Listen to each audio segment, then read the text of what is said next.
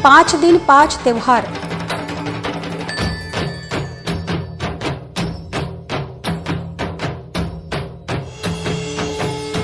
आई उत्सवों की बहार। धनतेरस से भाई दूज, हर त्योहार कहता है कुछ। हर पर्व से जुड़ी कहानी जाने शास्त्री जी की जुबानी। आरआरसी प्रस्तुत दीपावली पंचकल्प 2 से 6 नवंबर।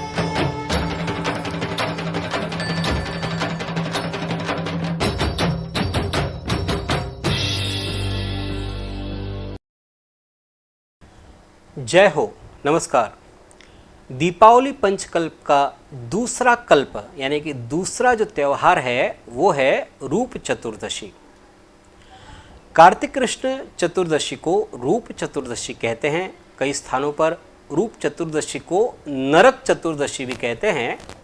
इसका कारण यह है कि इस दिन भगवान श्री कृष्ण ने नरकासुर का उद्धार किया था। नरक चतुर्दशी के दिन सुबह सूर्योदय के पूर्व अभ्यंग स्नान करना चाहिए। रूप चतुर्दशी से संबंधित कुछ कथा पुराणों में इस प्रकार मिलती है। पहली कथा है नरकासुर की। द्वापर युग में नरकासुर नाम का एक पराक्रमी असुर था जो प्राग ज्योतिषपुर, जिसे आजकल दक्षिण नेपाल कहते हैं, वहाँ एक राजा था। इसमें उसने इंद्र पर आक्रमण कर दिया और इंद्र के छत्र, इंद्राणी के कुंडल ये छीन करके उन्हें अपमानित किया।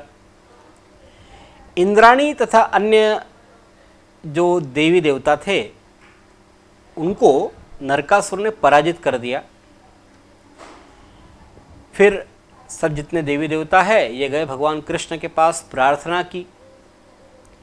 और इंद्राणी का तो विशेष संबंध था क्योंकि श्री कृष्ण की पत्नी जो सत्यभामा थी वो इंद्राणी की बहन थी, और इसलिए भगवान तैयार हो गए और नरकासुर से युद्ध करने के लिए जब वे चल रहे थे तब सत्यभामा ने कहा कि मैं भी साथ चलती हूँ। भगवान ने सत्यभामा को साथ लिया और श्री कृष्ण इस युद्ध में सारथी बन गए और सत्यभामा ने युद्ध किया। नरकासुर को शिवजी का वरदान प्राप्त था कि उसे, वैसे तो वो उसने वर चाह रहा था कि मुझे अमरता का वरदान प्राप्त हो, लेकिन भगवान शिवजी ने बड़ी ही चतुरता से कहा कि ठीक है, मैं तुम्हें वर देता हूँ कि संसार का कोई भी पुरुष तुम्हें नहीं मार सकेगा।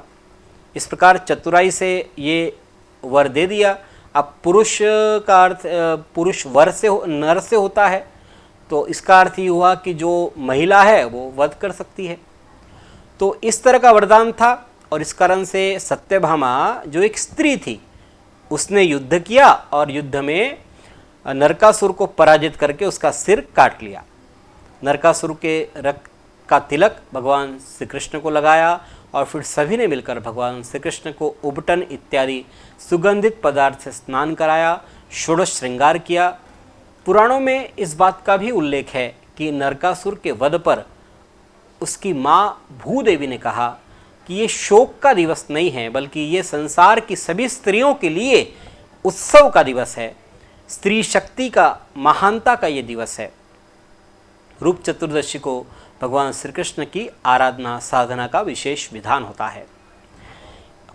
पुराणों के अनुसार एक और कथा आती है इसी से संबंधित कि नरकासुर जो था वो भूदेवी को जब पता चला कि नरकासुर का वध भगवान श्री कृष्ण के हाथों होगा, तो वह गई भगवान के पास और वचन ले लिया कि आप नरकासुर को नहीं मारेंगे।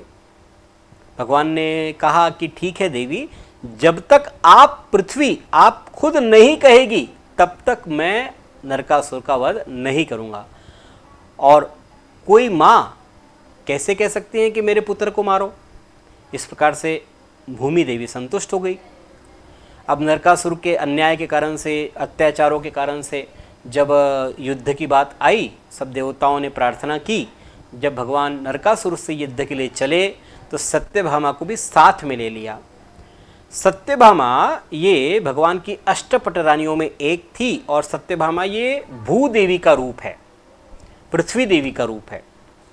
भगवान नरकासुर से युद्ध का नाटक कर रहे थे कि जिससे तंग आकर के सत्यभामा ने कहा कि आप प्रभु, आप इसे असुर को मार क्यों नहीं देते।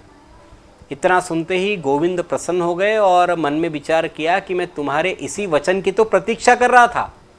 तो जैसे ही वचन पूर्ति हुई, अत्याचारी नरकासुर का कल्याण भगवान ने कर दिया। तो ये दो अलग अलग कथाएं नरक चतुर्दशी की मिलती है। इस दिन तेलाभ्यांग करना चाहिए। चतुर्दशी के दिन सूर्योदय के पूर्व उबटन या तेलाभ्यांग करना चाहिए, एक प्रथा है। उपटन में तेल मिलाइए और स्नान के जल जो है उसमें गंगा जल मिलाइए। भविष्य पुराण में कहा गया है कि तैले लक्ष्मी जलेर गंगा दीपावल्याम चतुर्दशी। दीपावली के पहले की जो चतुर्दशी होती है उस दिन तेल के अंदर लक्ष्मी जी और जल में गंगा जी का वास होता है। दीपावली की चतुर्दशी को तेल में लक्ष्मी जी और जल में गंगा जल निहित होता है, इसलिए अभ्यंग स्नान करना चाहिए। स्नान करते समय अपामार्ग एक वृक्ष है, उसकी जो डाली है या उसके जो पत्ते हैं उससे अपने शरीर का प्रोक्षण करना चाहिए। इस प्रकार प्रोक्षण करते हुए ये मंत्र पढ़े कि सीतालोष्ट समायुक्तम संकटम कदलान्वितम हर पाप अपामार्ग भ्राम्यमाण पुनः पुनः। मेरे पापों को इस अपामार्ग के द्वारा हरे। जो इस सूर्योदय के पश्चात इस तिथि को स्नान करता है, सूर्योदय के पूर्व ही स्नान करना चाहिए। सूर्योदय के पश्चात जो कोई व्यक्ति इस तिथि को स्नान करता है उसके वर्ष भर के जितने पुण्य हैं वो नष्ट हो जाते हैं, ऐसा कहीं कहीं वर्णन आता है। इस दिन नरक चतुर्दशी वाले दिन यम तर्पण का भी विधान है। चतुर्दशी तिथि का संबंध यम से है ही, त्रयोदशी की तरह चतुर्दशी को भी यम के निमित्त 14 तिल के तेल के दीपक लगाने चाहिए और सुबह यम तर्पण किया जा सकता है। यम के 14 नामों का उच्चारण करके तर्पण किया जाता है। साथ ही इस दिन भी दीपदान करने का एक प्रथा है और ये जो दीपदान है ये यम के निमित्त नहीं है, यम के निमित्त अलग दीपदान है। और ये जो दीपदान है ये राजा बलि को भगवान ने जन कल्याण के लिए जब वचन मांगने के लिए कहा, क्योंकि संपूर्ण जो साम्राज्य है राजा बलि ने वामन भगवान को समर्पित कर दिया था। इसकी कथा बलि प्रतिपदा के अंतर्गत हम आपको बतलाएंगे। तब 3 दिन बलि को कहा कि पृथ्वी पर आपका साम्राज्य रहेगा।